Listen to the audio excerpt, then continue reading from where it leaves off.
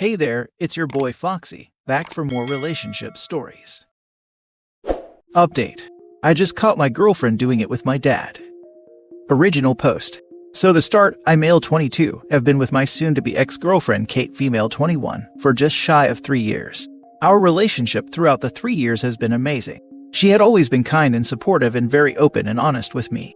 We had dates often, our intimate life was great, we had very few arguments, but when we did get into a disagreement, we managed to communicate and come to an understanding before long. I believed our relationship to be healthy and loving, but apparently I was wrong. On to the story. About a week ago, I had started to notice that Kate was becoming very touchy about me being on or around her phone. This was odd to me, because not only had she always let me use her phone to make calls if mine was flat or I didn't have immediate access to mine, but she had also downloaded games for me to play on her phone so she could distract me when she wanted to watch her shows. Kate began snapping at me for asking to borrow her phone, or snatching it out of my hand if I was so much as moving it away from the edge of the counter so it wouldn't fall. And whenever I questioned her behavior, she brushed it off and explained she was just in a bad mood. Her constant dismissal of my noticeable confusion began to annoy me, so I asked her if she was hiding anything from me, which led to an argument about her saying I was accusing her of infidelity and not trusting her, and began trying to get physical with me. In which case I shut the argument down and told her to sleep in the guest bedroom. She was very angry about it, but I told her we would talk about it in the morning. When we did talk about it, she apologized for her behavior and gave me her phone. I told her I trusted her and I didn't need to go through it, and to be frank, I did trust her, and I believed her outburst to be due to the ongoing stress at work, which was clearly stupid of me. The next day I noticed she had gotten a mist from my father. I had never known my father to like Kate or even have her contacted that. In fact, I was convinced they both disliked each other. At any and every family event, they would often argue or make snarky remarks at one another until we would have to leave due to the tense atmosphere they had created. So I decided to ask Kate why my father had called her. She physically froze and mumbled an excuse about it being my birthday soon and that he had planned something. But my father and I were never very close, so I didn't understand why he would. But I played it off and decided to go about my day. Then the following night, I had texted her explaining that I had a late shift and I would be back around 10 p.m. the latest, which I did. We ended up being dismissed early due to an incident regarding our manager and a few staff, and so I was heading home by 7 p.m. I tried calling her, but she had her phone off, so I assumed it had gone flat or she had turned it off, which she does often at home. When I made it home, I noticed my father's car 2 houses down from ours, and so I tried calling him, but his phone was also turned off, which I found odd because my mother likes his phone to be on so she can call him when she needs him as she's handicapped. I assumed my mother was with him, so I opened the door quietly to surprise her as I haven't seen her in a while, and I was met with the sight of my girlfriend bent over the kitchen counter with my father behind her. They both froze and started profusely yelling and telling me it wasn't what it looked like and that they could explain. But I shut and locked the door from the outside with a deadbolt and made my way to a friend's house. Since then, they've both been blowing up my phone, apologizing and begging me not to say anything to anyone. And quite frankly, I'm just disgusted. Disgusted in my father, who is turning 60 next month and has my mother to take care of, and disgusted in Kate, who was getting railed by my father for who knows how long. I honestly just want to throw up and set them both on fire, but I'm most worried about how my mother will take this situation, as she's very dependent on my father and adores him. How should I go about this? I don't need closure or to confront them. I don't want to know how their gross relationship started or how long it's been going on for. I just need advice on how to approach the situation without causing a bigger mess than there already is. Any advice is welcome. Thank you for reading. Now for the top advice before reading the update. Wow, painful on every level. The word betrayal isn't strong enough. It's also a surreal feeling when all the odd behaviors before make sense now. This just happened too, and the fallout will unfortunately have a longer lifespan. As a gentle reminder, you don't have to figure out the situation with your mom right this minute or even tomorrow. This has got to be a huge emotional shock, and you get to take time to process what's happened and your initial emotional state before figuring out the next steps. And remember, it's not your fault. None of it happened because of you. You're important and you're loved. Take each day as it comes. Disown your father, never speak to him, and break up with her. Way ahead of you. Good for you for walking out. Even if he was my father, I would beat him to a pulp. To do that to your child. Wicked. He shouldn't feel only sorry. He should go to hell. Stay strong, man. Just by you not losing it shows you are 10 times better person than your father and that girl. Thanks, man, I appreciate it. Your father will have already said something to your mother, I assume. Like a lie prepared to get her not to believe you. Have your girlfriend pack her bags, she can stay anywhere else. If she's refusing to leave, stay with a mate for now. Your mom is harder, she's in a more vulnerable position. Ultimately, it's up to her whether she wants to stay or leave, but let her know that she can stay with you, or that you'll help her move her stuff out if she has another person's house she can stay at, as I assume you're in a one-bedroom apartment. I don't know her personality, but given her disability and the length of their marriage, she may feel more inclined to stay. Best not to pressure her to leave, just have you both support each other. Please let her know that she isn't less than, she doesn't deserve this, and that he had no right to do that to her, just like your girlfriend had no right to do this to you. You both deserve better than this. I'm sorry this happened. I'm worried your father will argue that he needed to be cared for, instead of doing the caring to guilt your disabled mother into finding his actions excusable. But there's no excuse for cheating, especially with your son's girlfriend. Now for the first update. Hey guys, I apologize for not updating you all sooner. A lot has happened since my last post, but a big thanks to those who messaged and commented with advice and kind words. As per someone's advice, I asked my mother to lunch, and after some small talk, informed her of the situation. She was understandably upset and in denial about the situation, as my father had spoken to her prior about me still holding a grudge, a story for another time, and that I would be likely to come up with a lie to turn her against him for revenge. But after showing her the messages they had sent afterward, she was distraught and visibly angry about the ordeal. I then asked her if she would be comfortable with me sending an email to our relevant family members and Kate's parents and siblings. And while she was a little reluctant about it, she had said she didn't want the backlash from his family for leaving him. I then did just that. I sent an email explaining the situation, and that my mother and I would be going no contact with both Kate and my father, and low contact with anyone who gave either of us any grief for our decision. Now she is staying with her older sister, while I'm with a close mate until we can figure out a stable living situation for us both. Now on to the actual update. After the email was sent, there was radio silence for a day or two, before both my mother and I were bombarded with a mix of messages that I'll just summarize in small paragraphs. Kate's parents were evidently enraged that I accused their daughter of such a thing, and that they would be suing me for defamation on their daughter's behalf. I then took the liberty of sending them the screenshots from both Kate's and my father's messages, and they left me on scene for a couple days, before replying to me and informing me that while they wouldn't sue me, they would appreciate if I kept the situation under wraps. My father was the first to message my mother, attempting to convince her that I staged the messages, and that I was being petty and lying. And when she wouldn't believe him, he accused her of cheating on him, and trying to find a way out of their marriage, which evidently isn't possible for my mother as she has trouble getting from place to place on her own. He then apologized and told her he was just frustrated, and asked to see her, and when she declined he again accused her of cheating and staying with her lover while abandoning him. My maternal grandparents and paternal grandparents had very different messages, and not in the way I thought they would.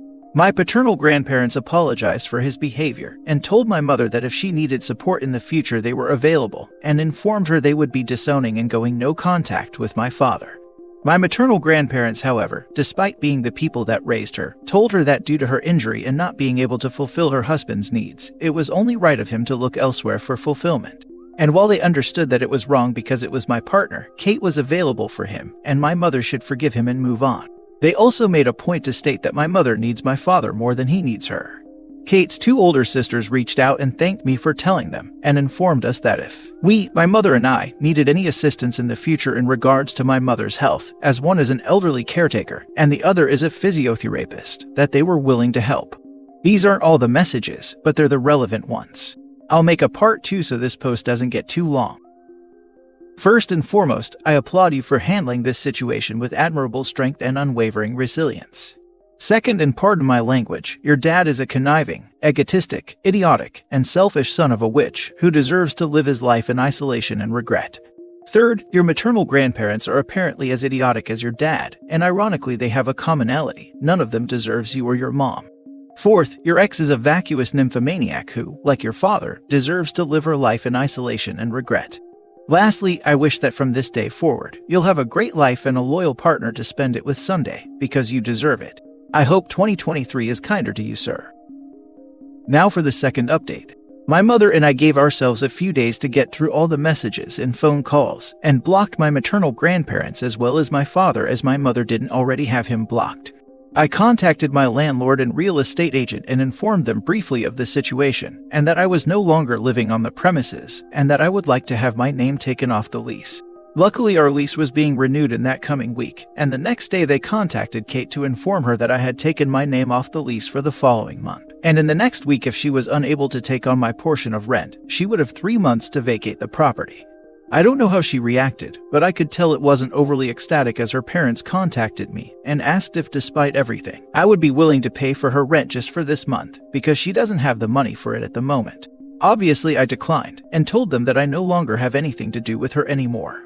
They then informed me she was pregnant with my child and needed assistance from the father of her baby, and this would be a last goodbye. I just laughed and told them I most definitely wasn't the father of that baby if she was pregnant, and if she needed assistance from her baby daddy to contact my father, then I hung up and blocked them. On a brighter note, my mother and I have just put a down payment on a house together and are looking into hiring a caregiver to help my mother for when I have work or trips out of state. My father has attempted to call both of us from multiple phone numbers and had numerous family members try to persuade my mother into meeting up with him to chat, and as a result, my mother and I have gotten a new phone numbers to avoid his mess. I also happened to hear from a mate that Kate is trying to hire a lawyer so she can get child support money from me, but apparently because she has no proof I'm the father and refuses to take a DNA test of the baby, she hasn't had any luck. Edit. I forgot to mention it above as I didn't see it as important when writing this, but Kate is apparently 5 weeks pregnant. We haven't been intimate for just under 2 months, so the baby is unlikely to be mine. If it is, I will pay child support, but I want proof before I pay her money for a baby that may or may not be mine. Just to clarify, Kate and I weren't having issues during the time we weren't intimate. I was too tired to initiate due to work commitments, and at the time I assumed she was as well, but it's likely her needs were met by either my father or other parties. Something else I forgot to mention, yes, I did get in test for STIs and UTIs, and any sort of infections I may not be aware of, and all tests came back negative, so I'm in the clear in that sense. You're absolutely correct to block and go no contact with the lot of them, anyone who is even 1% on your father's or Kate's side. There is zero excuse or reason to do that to your husband, nor your son. I feel like the maternal grandparents need a particular call out. I could never fathom saying what they said to anyone who had gone through being cheated on, let alone my own daughter. They 1000% should have had your mum's back, and they have absolutely failed as human beings. I hope it all comes good for you and your mum. You guys did nothing to deserve this. The only people that deserve this are people that do this. Agreed. It would be bad enough to hear that from the paternal grandparents, but her own mother and father. Only thing I can think is that they are familiar with having to deal with her handicap and related issues, and thus consider her lucky to have a man at all or some BS. Even if they were right and he needs to step out to get something he can't get at home due to wife's handicap, he could have tried to reach an arrangement with his wife first instead of cheating. I am in no way trying to excuse or justify or mitigate maternal grandparents' egregious response, just had to try and figure it out for me. It was so shocking to read. All that aside, even if he had an open marriage arrangement and stepping out was previously approved, he definitely didn't need to be with his own son's significant other. So reprehensibly vile. Have you told her parents that you can't be the father, and if there's proof, you're willing to pay? Because that should shut them up. Aside from that, I wish you and your mother the best. Rough situation, but I hope you're making it through. Once I've gotten my mother into a stable environment, I'll indulge them in their drama. But for now, I have to focus on getting my mother comfortable. I'll definitely inform them though, thank you. Your mother is lucky to have you. Sounds like you have each other backs through this horrible betrayal.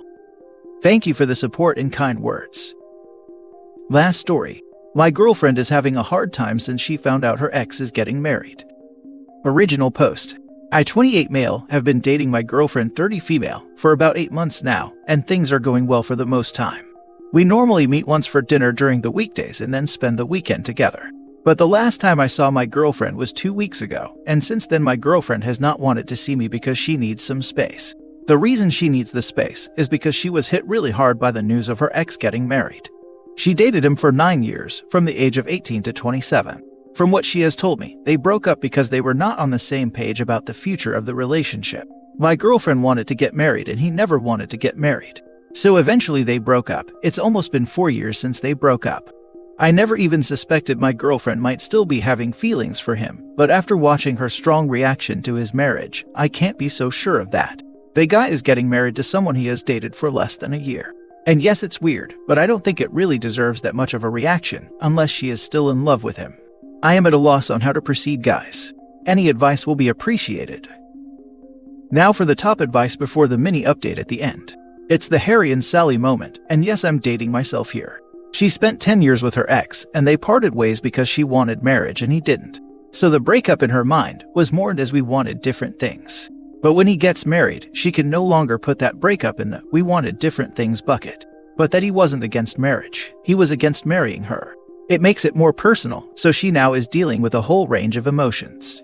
She doesn't want him back, doesn't still love him, but is hurt because she feels something is wrong with her. Now saying all of that, I'm not sure if I could jump back into a relationship with someone who stopped talking to me because they needed to mourn like this. It would irrationally make me feel like second place. And depending on how serious the relationship is, I might choose to part ways. She clearly has some stuff to work through.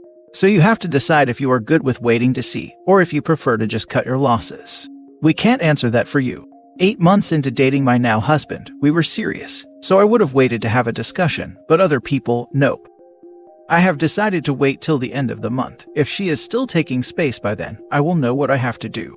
And I am sorry, but I haven't seen the movie. Sorry for digressing, but I highly recommend it. When Harry Met Sally might be 33 years old now, and I haven't seen it in at least a decade, but I remember thinking they really nailed the dynamic of a friends-turned-lovers relationship. And the dialogue still felt fresh in a timeless sort of way last time I saw it. I have absolutely no feelings for my ex anymore, but when he got married, a part of me felt funny. I'm not sure how to describe it. I wasn't jealous, but I was immediately hit with a wave of memories. It was an odd reaction for me, especially given that I broke up with him and was even the first of either of us to get married. I didn't, however, push my husband away, and I didn't need space. So you didn't ghost your husband for weeks. That's weird, because according to everyone here, it's completely normal and acceptable to do that. Now for the little update. I have decided to break up with her, but I will wait 2 more weeks before telling her. Hopefully she will be in a better headspace by then.